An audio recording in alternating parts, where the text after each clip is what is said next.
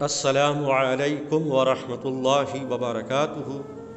ناظرین کرام، ہماری آج کی گفتگو کا ٹاپک ایک بھائی کے کمنٹ کا جواب ہے۔ چونکہ بھائی کا کمنٹ بڑا شدید اور کمنٹ میں بڑا جلال تھا، تو میں نے مناسب سمجھا کہ ویڈیو کے ذریعے جواب دوں۔ ناظرین، 2 دن پہلے میں نے ایک ویڈیو اپلوڈ کی تھی۔ بکری اور ہرن کے ملاپ کے نتیجے میں جو بچہ پیدا ہوگا، کیا وہ بچہ حلال ہے یا حرام ہے؟ اگر حلال ہے تو کیا اس کی قربانی جائز ہے ناجائز ہے؟ تو فقہائے کرام کی تصریحات میں نے گفتگو کی تھی، لیکن بھائی کا کہنا یہ تھا کہ جدید سائنسی تحقیقات کے مطابق یہ ناممکن ہے کہ بکری اور ہرن کے ملاپ کے نتیجے میں کوئی جانور سامنے آئے، کیونکہ دونوں کے کروموسومز میں بڑا اختلاف پایا جاتا ہے۔ بھائی کا یہ بھی کہنا تھا کہ فقہائے کرام نے خواہ مخواہ فرضی صورتیں بیان کر کے امت کو تشویش میں ڈالا ہے۔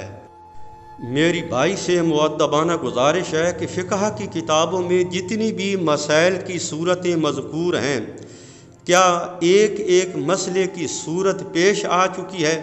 اگر آپ کا جواب نفی میں ہے تو رب کعبہ کی قسم، فقہائے کرام کی خدمات کو سلوٹ، فقہائے کرام کی خدمات کو سلام، کہ فقہائے کرام نے ان صورتوں سے بھی ہمیں آگاہ کر دیا جو ابھی تک پیش نہیں آئیں، تاکہ آنے والے وقت میں اگر کسی کو کوئی صورت پیش آئے تو قرآن و سنت کی روشنی میں اس کا حل موجود ہو اور بیچاری امت تشویش کا شکار نہ ہو۔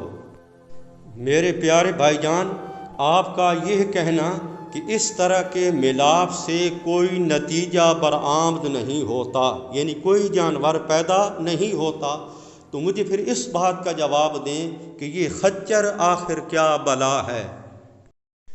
میرا آخری پوائنٹ غور سے سنیں کہ جدید سائنسی تحقیقات اپنی جگہ، لیکن فقہائے کرام کی یہ فیلڈ نہیں ہے۔ فقہائے کرام تو مسائل سے آگاہ کرتے ہیں کہ اگر اس طرح ہو جائے تو اس کا حل کیا ہے، حلال ہے حرام ہے، جائز ہے ناجائز ہے، پاک ہے ناپاک ہے۔ ناظرین کرام، اگر ویڈیو پسند آئے تو لائک اور شیئر ضرور کریں۔ آپ کا میزبان طاہر جمیل۔ السلام علیکم ورحمۃ اللہ وبرکاتہ۔